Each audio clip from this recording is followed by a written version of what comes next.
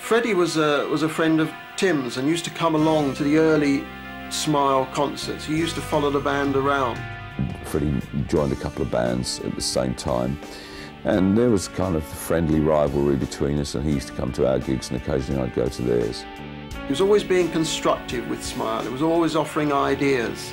I think he wanted them to be a little bit more flamboyant. He wanted a bit more stage presence. He wanted a bit more moving around on the stage. But that wasn't really Smile's style. That was the point when he was beginning to comprehend the requirement for a theatrical presence and the requirement for a stage persona, and slowly developing it.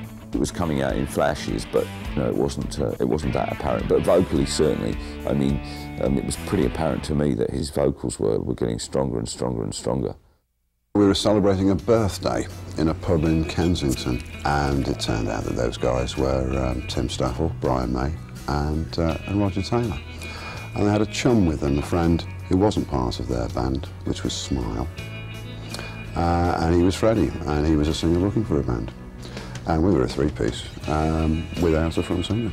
So Freddie was hanging around trying to persuade Smile that what they needed was him as a vocalist, and they were three great singers. When he realised he wasn't getting anywhere with them, he turned his attention to us, three naive young lads from up north, and within about 5 minutes he persuaded us that we definitely needed him, so he joined us. I think it was Freddie that pointed it out. Yeah, we thought we were great singers till he pointed out to us that what we really needed was a front man and a vocalist, and we went, yeah, all right. Although intent on becoming a member of Smile, Freddie saw an opportunity with Ibex and joined the band. We came down from the north and we were playing blues, basically, which is, it's 12-bar stuff, no key changes. It's in a couple of very easy keys on the guitar. And Freddie said, no, when you're writing songs, you've got to use the black notes. We'd be writing songs together and he'd say, OK, what we need now is a key change. And I go, what do you need a key change for? He says, because it makes it more interesting. And I said, ooh, interesting songs, never thought about that one.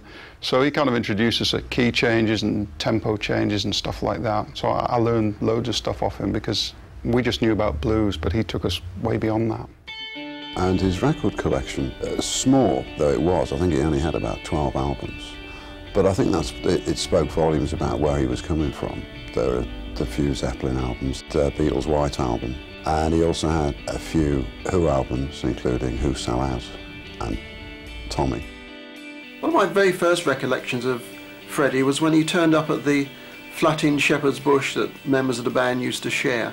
He brought with him a copy of Who's rock opera, Tommy, and he played it, and he listened to it, and he listened to it with great intensity. He studied it. He couldn't believe it would have been possible to produce a piece of music like that from a rock band. And I think that was the first inklings, really, of his intensity in music. I could see then that he was very ambitious about music. He wanted to push music as far as it could go. I think the difference was that we knew where music was, but he knew where it was going. He did introduce a visual dynamic straight away. Before we were a three-piece, and one of us would sing and the others would stand back in amazement. In fact, we'd stand still and look at the stage, look at the floor. Very cool. It was all about the sound. What Freddie introduced was a very visual element. He could jump around. He didn't have anything to concentrate on playing. That was a bit of a shock to the system at first, because like if you're used to playing guitar solos with your eyes shut, you're giving it all this. You go, that's a guy on his knees or whatever, holding the mic up to your guitar, and you go, where'd that come from, It's good, once you got into his way of thinking, you could kind of, it's a bit of a culture shock, really, sort of Kensington fashion type person meets young guys from the north. Culture shock? Somewhat. Yeah, but, yeah. Beaver was the fashion house of the 60s in London, which was based on Kensington High Street, which just happened to be diametrically opposite Kensington Market. And Kensington Market was just lots of little stalls selling the fashionable items of the day. Freddie and Roger set themselves up a little later on as what they described as gentlemen's outfitters.